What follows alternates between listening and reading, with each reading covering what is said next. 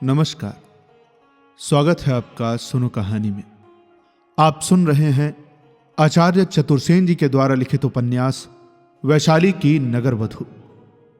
कहानी के पिछले भाग में हमने सुना कि आखिरकार अम्बपाली ने नगरवधू बनना स्वीकार कर ही लिया।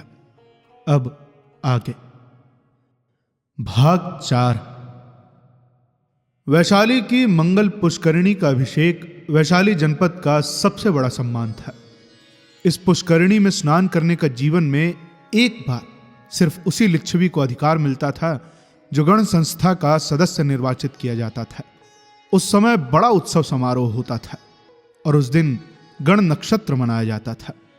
यह पुष्करिणी उस समय बनवाई गई थी जब वैशाली प्रथम बार बसाई गई थी।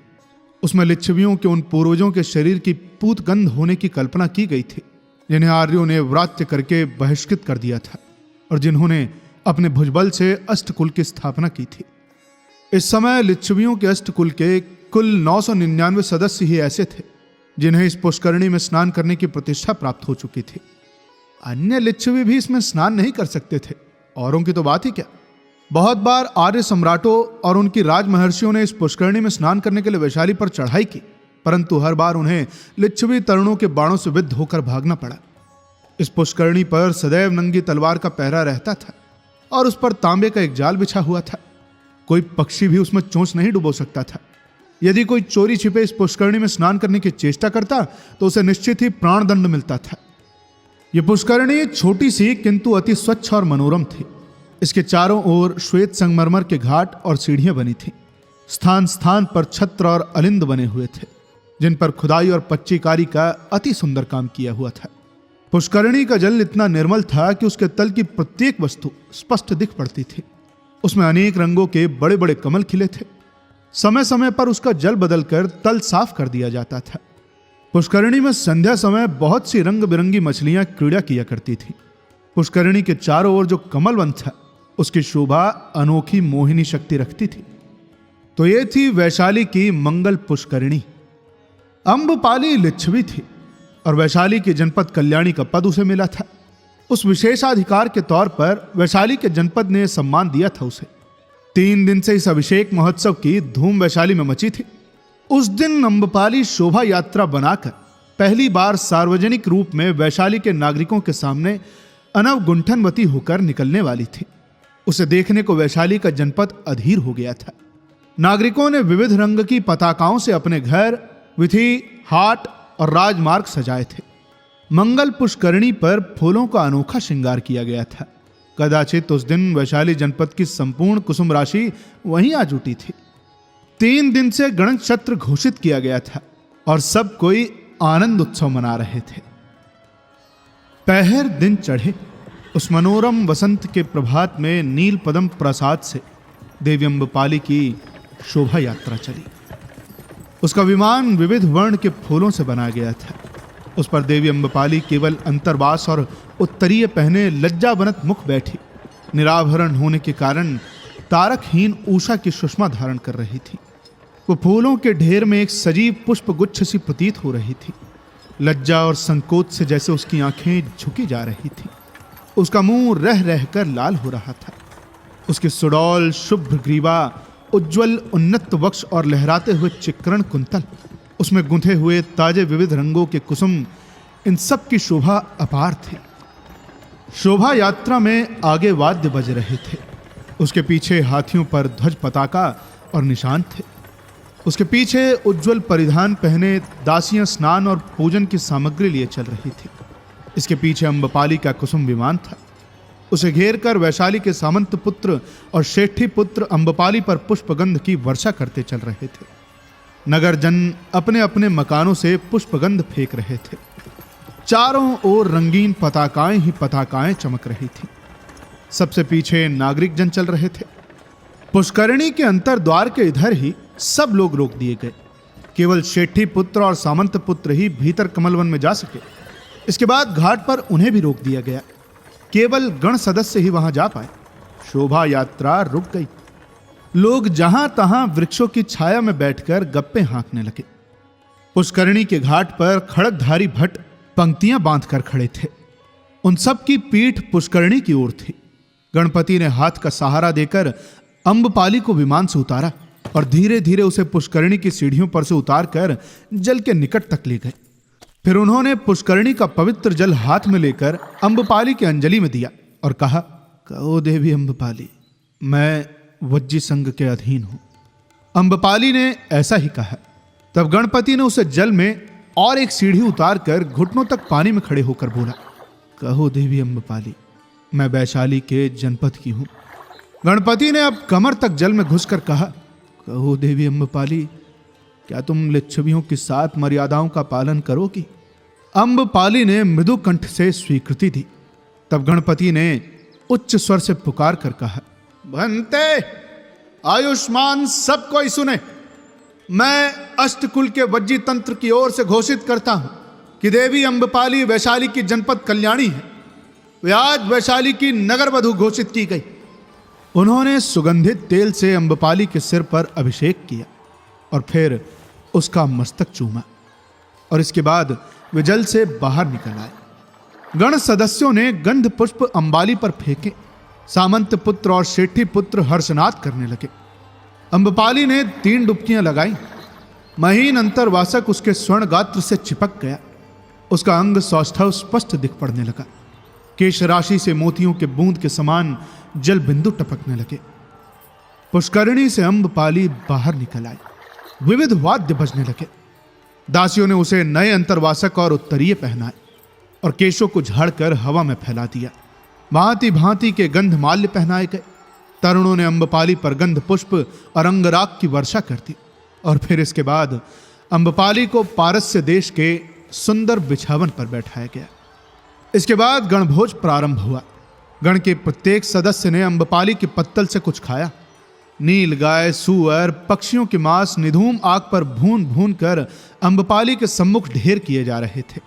मैरैये के घट भर भर कर उसके चारों ओर एकत्र हो रहे थे। अम्बपाली की दासियां उनमें पात्र भर भर कर तरुणों को और गण सदस्यों को दे रही थी। वे लोग हंस हंस कर अम्बपाली की कल्याण कामना कर करके स्वच्छंदता से खा पी रहे थे। अंत में अम्बपाली रथ में सवार होकर सप्तभूमि प्रासाद की ओर चली। साथ ही संपूर्ण गण सदस्य सामंत पुत्र और सेठी पुत्र एवं नागरिक थे। सप्तभूमि प्रासाद के सिंह पौर पर शोभा यात्रा के पहुंचते ही प्रासाद पाल ने उपस्थित होकर अश्व और खड़ग निवेदन किया। अम्बपाली ने रथ त्याग खड़ग छुआ और अश्व पर सवार होकर प्रासाद में चली गई और वैशाली का जनपद विविध वार्तालाप करता अपने अपने घर को लौट गया। पहला अतिथि। अभी सूर्योदय नहीं हुआ था। पूर्वाकाश की पीत प्रभा पर शुक्र नक्षत्र हीरे की भांति दीप रहा था। सप्तभूमि प्रासाद के प्रहरीगण अलसाई उनिंदी आंखों को लिए विश्राम की तैयारी में थे। एक आध पक्षी जग गया था।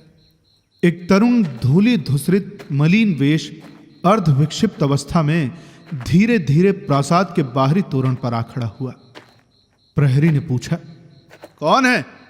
मैं देवी अम्बपाली से मिलना चाहता हूं। अभी देवी अम्बपाली शयन कक्ष में, यह समय उनसे मिलने का नहीं है। अभी तुम जाओ। मैं नहीं जा सकता। देवी के जागने तक मैं प्रतीक्षा करूंगा। यह कहकर वो प्रहरी की अनुमति लिए बिना वहीं तोरण पर बैठ गया। प्रहरी ने क्रुद्ध होकर कहा, चले जाओ तरुण, यहां बैठने की आज्ञा नहीं है। देवी से संध्याकाल में मिलना होता है, इस समय नहीं। तो कोई हर्ज नहीं, मैं संध्याकाल तक प्रतीक्षा करूंगा। नहीं नहीं भाई, चले जाओ तुम, यहां विक्षिप्तों के प्रवेश का निषेध है। मुझे अनुमति मिल जाएगी मित्र, मैं वैसा विक्षिप्त नहीं हूं। प्रहरी क्रुद्ध होकर बलपूर्वक उसे हटाने लगा तो करुण ने खड़क खींच लिया। प्रहरी ने सहायता के लिए सैनिकों को पुकारा। अरे इतने ही में ऊपर से किसी ने कहा, इन्हें आने दो, प्रहरी आने दो इन्हें। प्रहरी और आगंतुक दोनों ने देखा स्वयं देवी अम्बपाली अलिंद पर खड़ी आदेश दे रही हैं। प्रहरी ने देवी का अभिवादन किया और पीछे हट गया। तरुण तीनों प्रांगण पार करके ऊपर शयन कक्ष में पहुंच गया। अम्बपाली ने पूछा, रात भर सोए नहीं हर्षदेव? तुम भी तो कदाचित जागती ही रही हो देवी अम्बपाली। मेरी बात छोड़ो, परंतु तुम क्या रात भर भटकते रहे हो? कहीं चैन ही नहीं मिला। ये हृदय जल रहा है, ये ज्वाला सही नहीं जाती। अब एक तुम्हारा ही हृदय जल रहा है हर्षदेव, परंतु यदि यह सत्य है तो इसी ज्वाला से वैशाली के जनपद को फूंक दो, ये भस्म हो जाए। तुम बेचारे यदि अकेले जलकर नष्ट हो जाओगे तो उससे क्या लाभ होगा, परंतु अम्बपाली तुम क्या एक बारगी ही ऐसी निष्ठुर हो जाओगे? क्या इस आवास में तुम मुझे आने की अनुमति तक नहीं दोगे? मैं तुम्हारे बिना रहूंगा कैसे, जीऊंगा कैसे? आओगे तुम इस आवास में? यदि तुम में इतना साहस हो तो आओ आओ आओ और देखो कि तुम्हारी वादगत्ता पत्नी से वैशाली के तरुण सेठी पुत्र और सामंत पुत्र किस प्रकार प्रेम प्रदर्शन करते हैं, और वो किस कौशल से हृदय के एक एक खंड का क्रय विक्रय करती है। देखोगे तुम, देख सकोगे? तुम्हें मनाही किस बात की है? ये तो सार्वजनिक आवास है, यहां तो सभी आएंगे, तुम भी आना। परंतु इस प्रकार दीनहीन पागल की भांति नहीं। दीनहीन पुरुष का इस आवास में प्रवेश निषिद्ध है। तुम्हें यह न भूल जाना चाहिए कि वैशाली की नगरवधू देवी अम्बपाली का आवास है। जैसे और सब आते हैं उसी भांति आओ तुम, सज धज कर हीरे मोती स्वर्ण बिखेरते हुए, होठों पर हास्य और पलकों पर विलास का नृत्य करते हुए। सबको देवी अम्बपाली से प्रेम अभिनय करते देखो, तुम भी वैसा ही प्रेम अभिनय करो। हंसो, बोलो, शुल्क दो और फिर छूछे हाथ शून्य हृदय अपने घर चले जाओ। फिर आओ और फिर जाओ। जब तक पद मर्यादा शेष रहे, जब तक हाथ में स्वर्ण रत्न भरपूर हो, आते रहो, लुटाते जाओ, लुटते जाओ। ये नगर वधू का घर है, ये नगर वधू का जीवन है, ये मत भूलो। अम्बपाली कहती ही चली गई। उसका चेहरा हिम के समान श्वेत हो रहा था। हर्षदेव पागल की भांति मुंह फाड़कर देखते रह गए। उनसे कुछ भी कहते न बना। कुछ क्षण स्तब्ध रहकर अम्बपाली ने कहा, क्यों, कर सकोगे ऐसा? नहीं कर सकूंगा, मुझसे नहीं होगा। तब जाओ तुम, इधर भूल कर भी पैर न देना। इस नगर वधू के आवास में कभी आने का साहस न करना। तुम्हारी वाग्दत्ता स्त्री अम्बपाली मर गई। ये देवी अम्बपाली का सार्वजनिक आवास है और वो वैशाली की नगर वधू है। यदि तुम में कुछ मनुष्यत्व है तो तुम जिस ज्वाला से जल रहे हो उसी से वैशाली के जनपद को जला दो, भस्म कर दो। हर्षदेव पागल की भांति चीत्कार कर उठा। उसने कहा, ऐसा ही होगा देवी अम्बपाली, मैं इसे भस्म करूंगा। वैशाली के जनपद की राख तुम देखोगी। सप्तभूमि प्रासाद की इन वैभवपूर्ण अट्टालिकाओं में अष्टकूल के वज्जी संघ की चिता धधकेगी और वो गणतंत्र का धिक्कृत कानून उसमें इस आवास के वैभव के साथ ही भस्म होगा, भस्म होगा। तब जाओ, तुम अभी चले जाओ। मैं तुम्हारी जलाई हुई इस ज्वाला को उत्सुक नेत्रों से देखने की प्रतीक्षा करूंगी। जाओ। हर्षदेव फिर ठहरे नहीं। उसी भांति उन्मत्त से वे आवास से चले गए। अम्बपाली पत्थर की प्रतिमा की भांति क्षण क्षण में उदय होते हुए अपने नगर वधु जीवन के प्रथम प्रभात को देखती हुई खड़ी रही। अब कहानी में आगे क्या होता है ये जानने के लिए आपको इंतजार करना पड़ेगा इसके अगले भाग का। जल्द ही मिलेंगे इसके अगले भाग के साथ। तब तक के लिए सुनते रहिए सुनो कहानी की अन्य कहानियां और अपना ख्याल रखिए। धन्यवाद।